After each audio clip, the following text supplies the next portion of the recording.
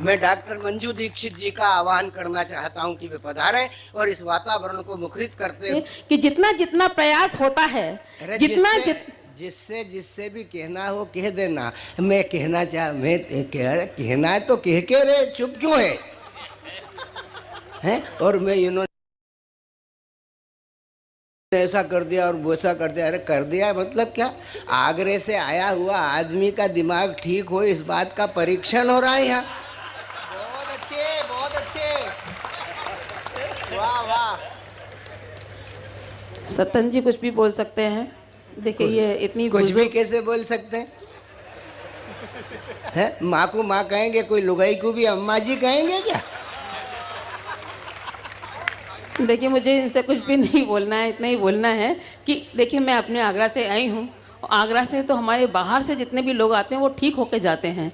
हमारे यहाँ तो ठीक होने वाली बात है, इसलिए इनसे कहती हूँ इश्क की धरती है, इश्क वहाँ होता है, प्रेम की धरती है। इसलिए इनसे कहना चाहती हूँ सत्तन जी से कि इश्क का रोग मत लगाओ तुम, इश्क का रोग मत लगाओ तुम, मर्जी लाइलाज होता है। और मैं जिस शहर से आई हूँ उसमें पागलों का इलाज होता है।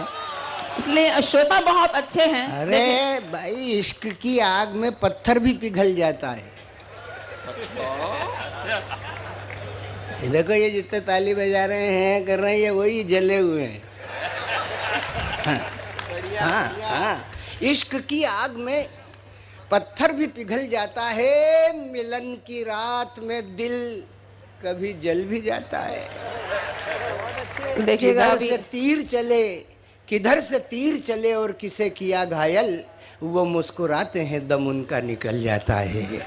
वो मुस्कुराते हैं दम उनका। देखिए श्रोता बहुत अच्छे हैं, वो जानते हैं कि कौन कहाँ। जब आदमी इतनी उम्र में इतनी बात कर लेता है ना तो बड़ा अजीब सा लगता है। मैं बताती हूँ, मुझे ऐसा लग रहा है कि कभी भी उम्र कर रही है। उम्र शरीर की होती है, दिल की होती है क्या?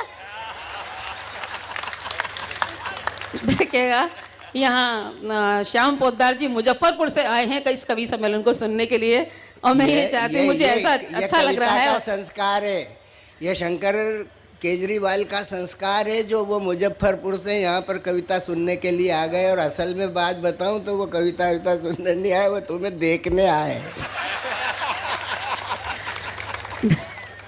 मैंने आपसे कहा नहीं कुछ भी बोल सकते हैं। मुझे तो ऐसा लग रहा है कि कभी भी इस उम्र में जब ये आदमी ऐसी बात कर लेता है तो ऐसा लगता है कि कभी भी दिल के तारों को किसी से जोड़ देते हैं, कभी भी दिल के तारों को किसी से जोड़ देते हैं। इश्क के मामले में मजनुओं से होड़ लेते हैं। न जाओ उम्र पर इनकी, ये वो रंगीन बूढ़े हैं कि ये चिकने मसूड़ों से सुपारी फोड़ देते हैं। और मुझे इनसे कुछ भी नहीं कहना है और इतना ही कहना चाहती हूँ। देखिए एक महिला हूँ, अभी तक पुरुष वर्ग यहाँ आता रहा, कुछ न कुछ बोलता। अभी गौरव ने भी कुछ बोला, इन्होंने कुछ नहीं बोला। लेकिन मैं जब महिला आई तो इन्होंने कुछ बोला और इन्हें कुछ कुछ हुआ। मुझे बड़ा अजीब सा लगा। मुझे ऐसा ही लग रहा है कि कौन कहता है इस उम्र में इश्क की कहानी नहीं होती? कौन कहता है इस उम्र में इश्क की कहानी नहीं होती? अरे कहानी तो होती है पर इन पर किसी की मेहरबानी नहीं होती। ये तो पीछे ही पड़ गई यार। है? जवाब दो। है? क्या कह रहा था? एक मिनट फिर से कहना जरा। इधर देख के कहना, देख के उधर उधर करके तो चाहे जो बोल सकता है। हैं? क्या बोला? मेहरबानी नहीं होती?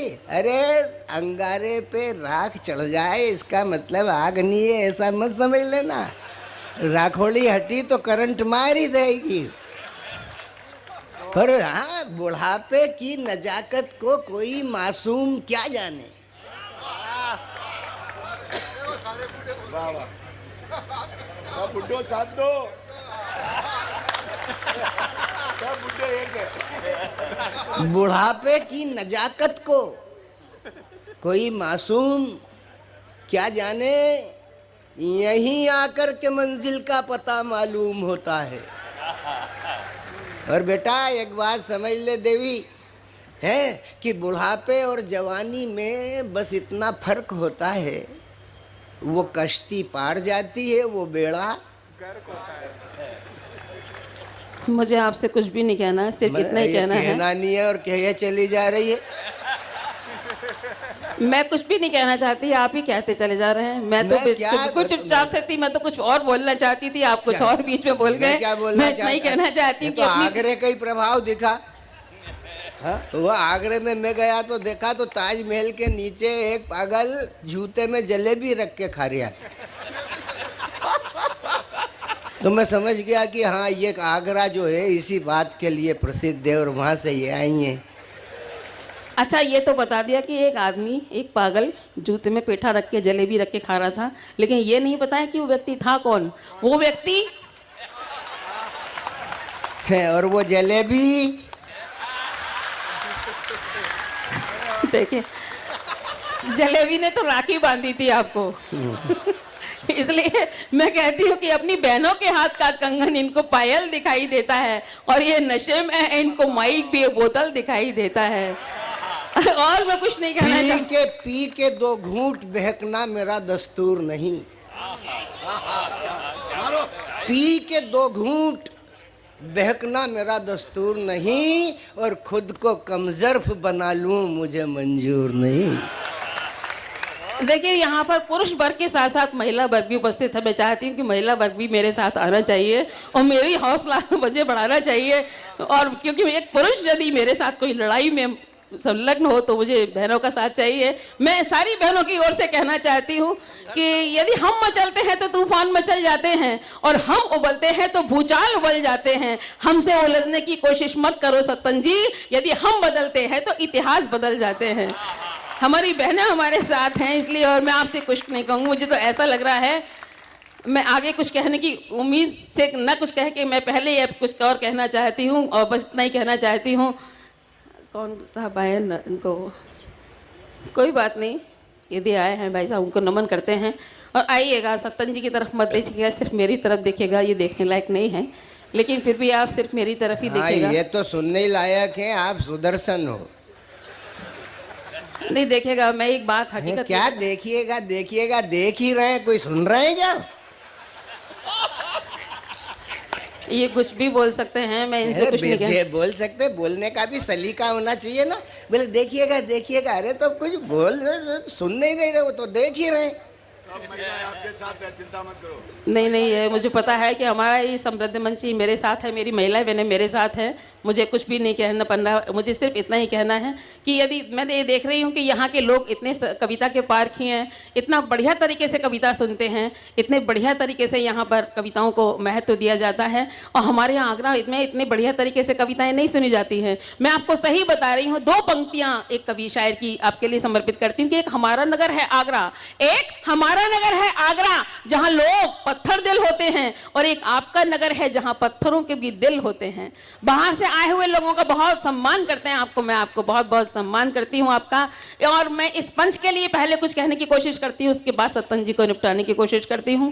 आप इनको देखते रहिए, उसका इंतजार कीजिएगा। आइए, मैं सबसे पहले इस मंच के लिए कहती हूँ, जितने प्रयासों से आपके समक्ष ये कार्यक्रम रखा है, इसलिए पहले कुछ 4-5 पंक्तियां पढ़ने जाती हूँ। और मुझे समर्पित, जब मैं आपके बीच समर्पित करना चाहती हूँ, मुझे आशीर्वाद भी साथ साथ मिलना चाहिए, क्योंकि इतना बड़ा समृद्ध मंच शंकर केजरीवाल जी ने, उनके पूरी टीम ने यहाँ ये जुटाया है, आप लोगों को आमंत्रित किया है। इसलिए कुछ कहने की कोशिश करती हूँ, उसके बाद में आपके साथ जुड़ती हूँ। सुनिएगा कि जितना जितना प्रयास होता है लक्ष्य उतना ही पास होता है, जितना जितना प्रयास होता है लक्ष्य उतना ही पास होता है, और दर बदर ढूंढता है वो खुद को जब कोई बदहवास होता है। और इस मंच के लिए पढ़ती हूँ सूत्रधार जी, आप आज ये सत्यनारायण सत्तन जी यहाँ उपस्थित हैं, इसलिए पढ़ती हूँ कि पत्नी विद्योत्मा सी मिल जाए, पत्नी विद्योत्मा सी मिल जाए तो पति फिर कालिदास होता है, और लोग फेर लेते हैं मुंह अपना जब कोई उदास होता है। आगे की पंक्तियां आपके बीच में छोड़ती हूँ और शंकर केजरीवाल जी के लिए, इस मंच के लिए समर्पित करती हूँ। और आपकी रत्न रत्नासा यदि मिल जाए, रत्न रत्नासा यदि मिल जाए तो पैदा एक तुलसीदास होता है। और कितना सुकून मिलता है सत्तन जी, कितना सुकून मिलता है जब वो मेरे पास होता है। और अंतिम बंद पढ़ती हूँ कि देश को मिलता है एक शिवाजी भी, देश को मिलता है एक शिवाजी भी जब गुरु रामदास होता है, और जिंदगी को तपा तपा के मंजू आदमी वेद व्यास होता है। देखिए सत्तन जी, मैंने आपको बहुत बढ़िया बटरिंग कर दी है, आगे मुझसे आप नहीं छेड़ेंगे, लेकिन मैं मुझे आपको चुप करने के लिए कुछ ना कुछ बोलना जरूर पड़ेगा। नहीं, अब जब तूने मुझे वेद व्यास ही कह दिया तो बचे ही क्या, अब खास ही क्या है, अब तो वेद व्यास ही है। नहीं देखिए, मैं सत्तन जी के एक बार घर गई थी। सत्तन जी का वैसे बहुत बड़ा बंगला है इंदौर में, लेकिन जिस मकान में ये रहते हैं ज़रा थोड़ा छोटा है। अच्छा, बड़े संस्कारी लोग हैं इनके परिवार के लोग, ऊपर तो सारा लेडीज़ डिपार्टमेंट, नीचे जेंट्स डिपार्टमेंट। मैंने सत्तन जी से पूछा, एक बात बताइए आप कि आप लोग ये जो लड़के लपाड़े हैं ये तो अपनी पत्नियों से मिलाते होंगे ऊपर नीचे जाके भाग के, लेकिन आपको जब भाभी जी से मिलना होता तो कैसे मिलते होंगे? बोले कुछ नहीं, एक हकीकत सी बात बताता हूँ। हरिद्वार गया था, वहाँ से एक घंटी लेके आया था। जब मुझे उससे मिलना होता था मैं घंटी बजा देता था तो वो नीचे आ जाती थी। मैंने कहा जब उनको आपसे मिलना होता था तो क्या करती थी वो? बोले कुछ नहीं, बार बार आती थी, पूछती थी घंटी बजाई थी क्या? तो सत्तन जी ही नहीं, सत्तन जी बहुत अच्छे व्यक्ति हैं, बल्कि इन्होंने तमाम सारे जानवर पशु पक्षी भी पाल रखे हैं अपने घर में, बहुत खिलाते पिलाते हैं। इनके द्वार पर एक तोता लटका हुआ है, आने जाने वालों को वो आई लव यू बोलता है। एक दिन मैं इनके निवास पर गई, वहीं बहुत बड़ा कवि सम्मेलन होता है, उनका तोता बार बार हर एक से बोलता है आई लव यू। तो मैं एक दिन पहुंची, बोले मंजू जी, मैंने कहा बोलो। बोले आई लव यू। मैं सत्तन जी से कहा, मैं सत्तन जी ये क्या संस्कार डाल दिए इस तोते के अंदर? बोले कुछ नहीं, बड़ा प्यार करता है सबसे ये ना, इसलिए आई लव यू बोलता है। मैंने कहा ठीक है सत्तन जी, हमको नहीं अच्छा लगता है ये। इन्होंने उसको डांटा। जब मैं दूसरे दिन पहुंची तो बोले मंजू जी। मैंने कहा क्या है? बोले वही कल वाली बात। मानेगा नहीं वो, इसलिए वो मानेंगे नहीं, कुछ भी बोल सकते हैं। मैं आपको सही बता रही हूँ कि एक बार मैं बिहार में कवि सम्मेलन में गई थी, वहाँ के मुख्यमंत्री लालू प्रसाद यादव थे उस समय, मुख्यमंत्री थी। मुख्यमंत्री वही कल वाली बात। मैं वही आपको वही कल वाली बात कर रही हूँ आपसे, सुनेगा। अरे भाई बहनों, देखिए मैं एक बार बिहार कवि सम्मेलन, देखिए यहाँ मुझे शंकर केजरीवाल जी ने आमंत्रित किया है, इन्हें कुछ हुआ इसमें मेरा कोई दोष नहीं है। नहीं कुछ नहीं हुआ। मेरे को क्या लगता है, कभी तुम तीर लगती हो, कभी तलवार लगती हो, कभी तुम फूल लगती हो, कभी तुम खार लगती हो। है तुम्हारे हुस्न के जलवे, तुम्हारे रूप के हलवे, शनिचर के ही दिन से तुम हमें इतवार लगती हो। मैंने कहा ना ये चुप रहने वालों में से नहीं है, इसलिए मैंने कहा अभी इनको निपटा के फिर आपके बीच ये कविता पढ़ती हूँ। अरे मैं तो निपटाया हूँ भाई, अब क्या निपटाएगी मेरे को? मैं कुछ नहीं कह। देखिए मैं आपको एक हकीकत बताती हूँ कि मैं बिहार में एक कवि सम्मेलन में गई थी, वहाँ के मुख्य अतिथि लालू प्रसाद यादव थे। मैंने उनसे एक प्रश्न किया, एक बात बताइए, आप मुख्यमंत्री हैं, उस समय वो मुख्यमंत्री थे, तो मैंने उनसे एक प्रश्न किया कि आपकी सड़कें बहुत खराब रहती है। बोले ई में भाजपा का हाथ है। मैं कहा आपके यहाँ के हर काम बहुत गड़बड़ रहते हैं। वो बोले ई में भी भाजपा का हाथ है। मैं कहा आपके 9 बच्चे हैं। बोले ई में भी। तो देखिए मुझे यहाँ शंकर केजरीवाल जी ने आमंत्रित किया है, इन्हें कुछ हुआ, इसमें मेरा कोई दोष नहीं है। इसलिए आइए आपके बीच में पहले मैं इनको खत्म करती हूँ, उसके बाद मैं आपसे जुड़ने की कोशिश करती हूँ। मेरा कोई दोष नहीं है। हाल देखिए इनको, हालांकि देखने लायक नहीं है, लेकिन फिर भी आप 2 मिनट के लिए इनको देखिएगा, मेरा साथ दीजिएगा। ये सब पुराने लोग समझ रहे हैं कि साक्षात ललिता पंवार का अवतार है। बढ़िया। मुझे ऐसा लग रहा है कि बहकी बहकी सी बात करते हो, क्या तबीयत खराब लगती है? और मुझको हैरत से देखने वाले तेरी नीयत खराब लगती है। अरे मेरी नीयत खराब कैसे हो? पत्ती पत्ती गुलाब कैसे हो? जिसने देखे हो हजारों चेहरे, उसकी नीयत खराब कैसे हो? उसकी नीयत खराब। भाई रहने दे, चलने दे, तू अपनी कविता पढ़, अपना काम हो गया, लोग मजे में आ गए। हाँ नहीं मैं पढ़ती हूँ, वही मैं पढ़ रही हूँ। अब निपटाने को रहने दे। मैं आपको निपटा तो नहीं रही है, आप जब तक इस उम्र में नहीं निपट पाए तो अब कब तक निपटेंगे आप? ये मेरे बदले से थोड़ी निपट जाएंगे आप। आइएगा 2 मिनट के लिए, आप इनको देखिएगा, उसके बाद मैं कविता पढ़ूंगी आपके बीच में, सुनेगा और पूरा मजे से सुनेगा आप, सुनेगा। ओ भटके बैरागी, ओ भटके बैरागी, तुझको कब आएगा होश, हो तुझको कब आएगा होश?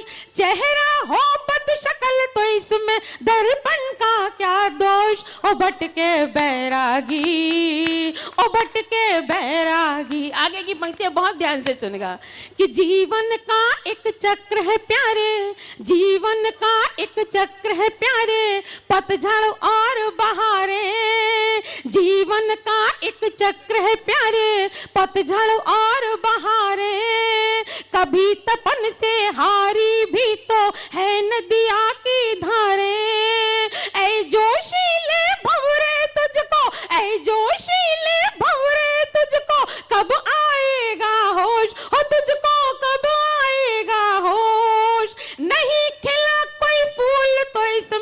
मधुवन का क्या दोष, ओ भटके बैरागी, ओ भटके बैरागी। आगे की पंक्तियां और ध्यान से देखिएगा, इनकी बुजुर्गियत पे सुनाती हूँ, सुनेगा। कि बन के बहता पानी मिल जा यौवन के सागर से, शुरू तो कर एक प्रेम यात्रा तू मन के अंदर से।